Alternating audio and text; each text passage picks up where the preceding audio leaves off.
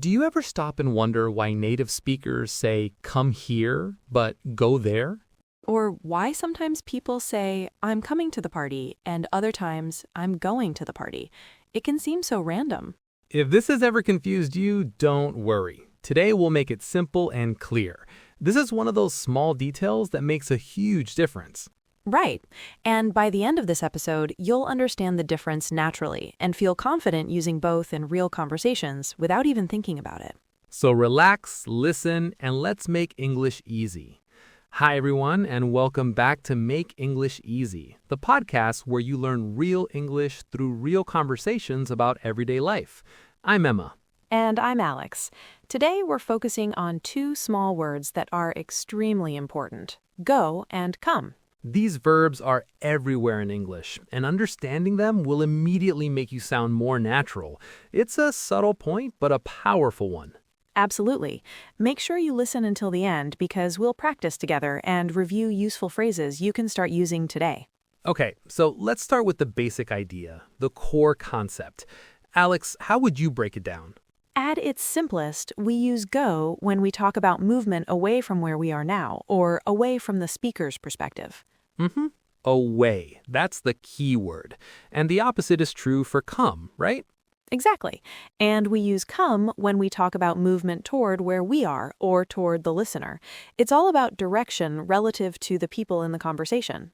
I like to think of it as a conversational home base. The home base is where the speaker or the listener is. Movement away from that base is go. Movement toward that base is come. A conversational home base. I love that analogy. It makes it really clear. Because it sounds simple, but context makes all the difference. Exactly. So let's explore that context. Let's imagine a normal day, a daily routine. This is where we use these words constantly. Okay, sounds good. So in the morning, I'm at home. I tell my family, okay, time for me to go to work. Right, because you're leaving your home, your current location. You're moving away from your home base. Right. Then let's say I get to the office. I call you and you're at a coffee shop. I might say, hey, Alex, I need your help with this report. Can you come to the office? And you say come because now the office is your location. You're asking me to move toward you. Because now the direction is toward you, the speaker. Perspective changes everything. You wouldn't say, can you go to the office? That would sound really strange, almost like you weren't there. Exactly. It creates a distance. That simple word choice tells me where you are. Let's talk about home situations, because home is a special word in English. It is. At the end of the workday, we often text our partner or family, I'm going home now. Moving away from the office toward home. But what might your partner, who is already at home, say in response? They might say, great, come home soon, dinner is almost ready, because they are already at home and they are waiting for my arrival. Exactly. Another example. Imagine a child is playing outside. The parent might shout from the doorway, come inside now. Toward the speaker. But if that parent was on the phone with their friend, they might say, my son needs to go inside now because the friend isn't there. The movement is just away from the outside, not toward the listener.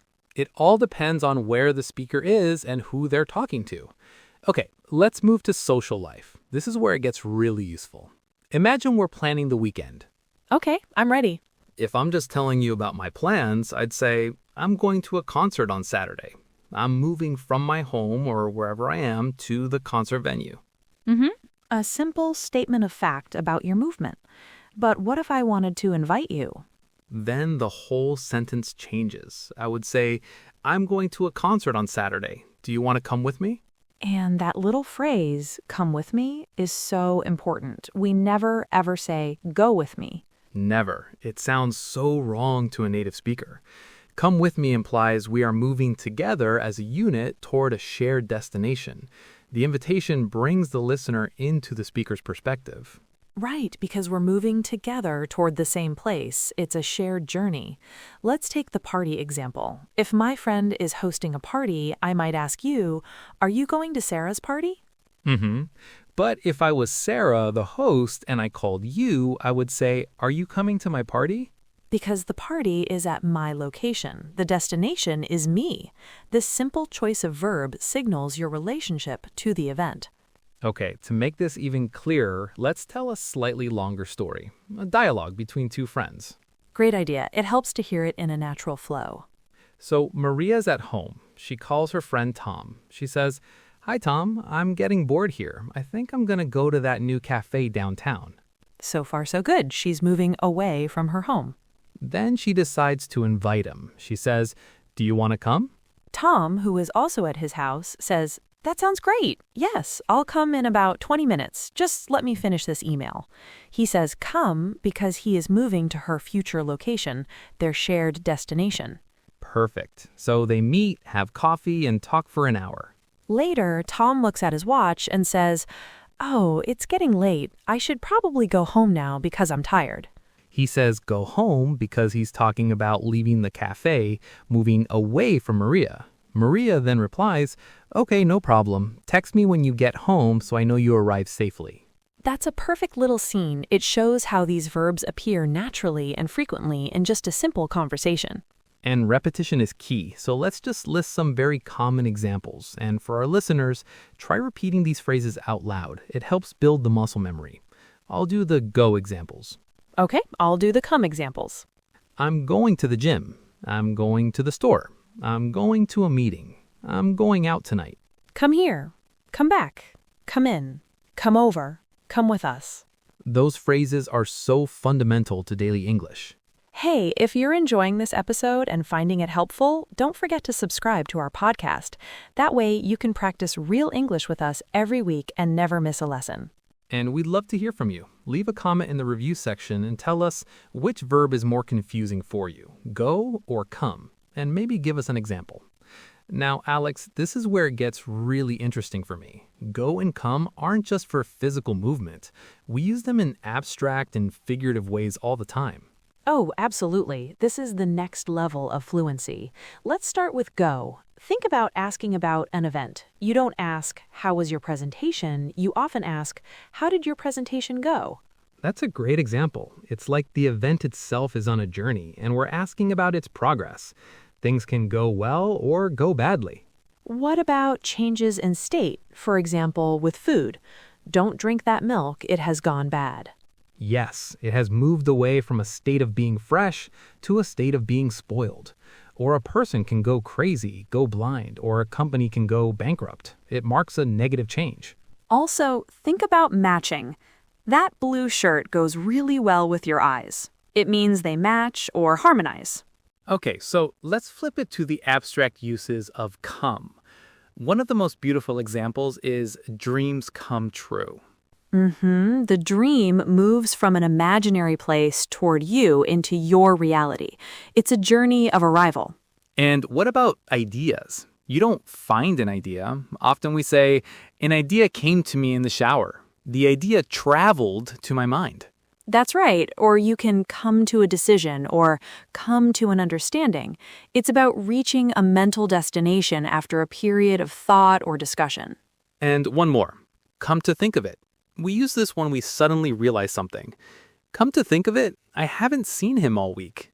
Understanding these abstract uses is so important because they're everywhere in native speech. And if we're talking about abstract uses, we have to talk about phrasal verbs. Oh, the big one. Yes, phrasal verbs are essential for fluency.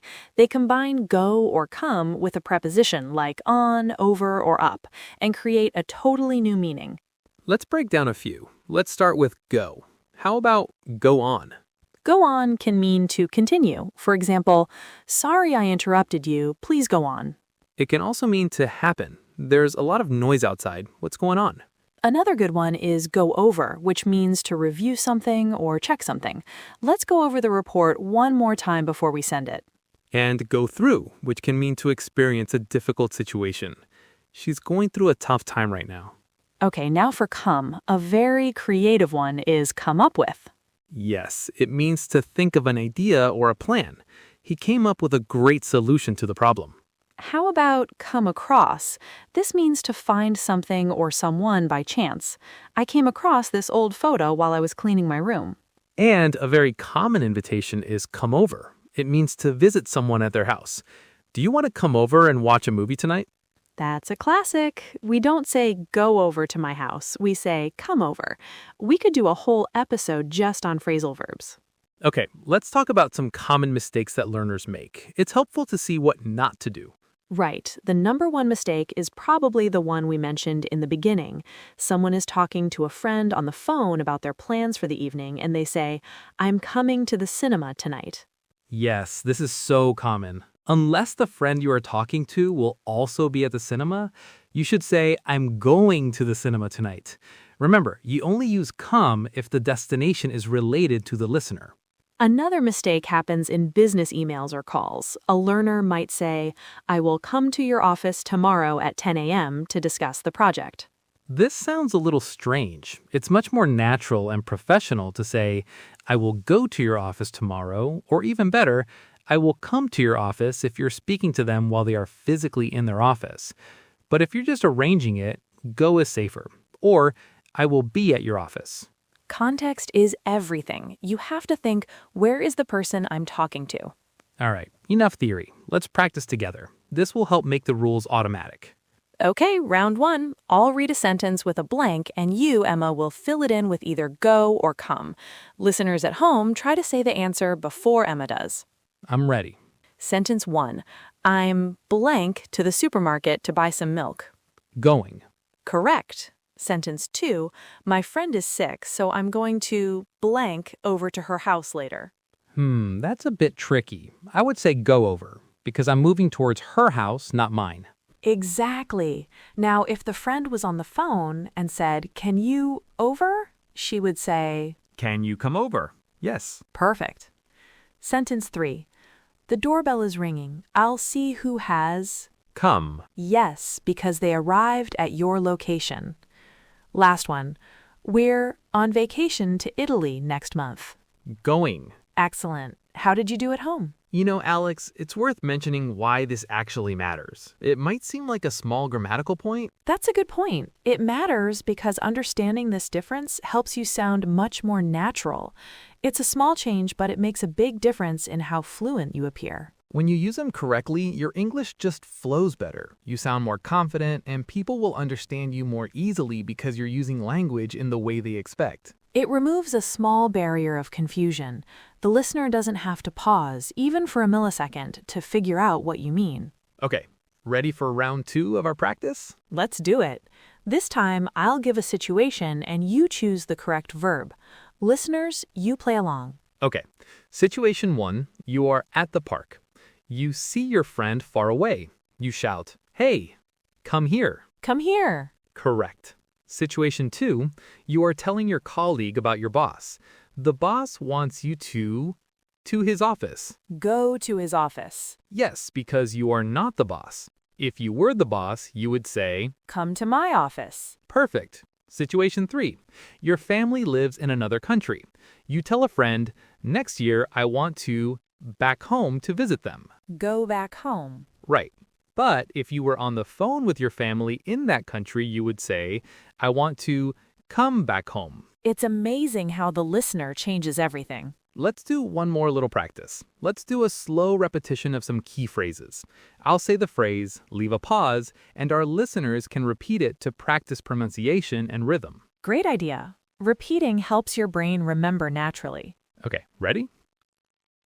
I'm going home. I'm here. I'm going to work. Come with me. I'm going to the store. Come back soon. Excellent. Just doing that a few times can really make a difference. All right, we've covered a lot today. Let's do a quick recap of the most important points. Okay, the number one key idea, go, is for movement away from the speaker or listener's home base. And come is for movement toward the speaker or listener's home base. Always think about perspective. Ask yourself, where am I? Where is the person I'm talking to? And remember that these words are also used in many abstract ways and phrasal verbs, which follow the same general logic of arrival and departure. If you want more real conversation practice, be sure to check our other episodes after this one. We have lots of topics that can help you improve your everyday English. And if you want to keep practicing, watch our real-life English conversations playlists next. It's perfect for daily listening practice. And don't forget to subscribe so you never miss a new episode to help you speak English naturally and confidently. Thanks for learning with us today. Keep listening, keep practicing, and remember, small steps every day make a big difference. See you in the next episode. Bye.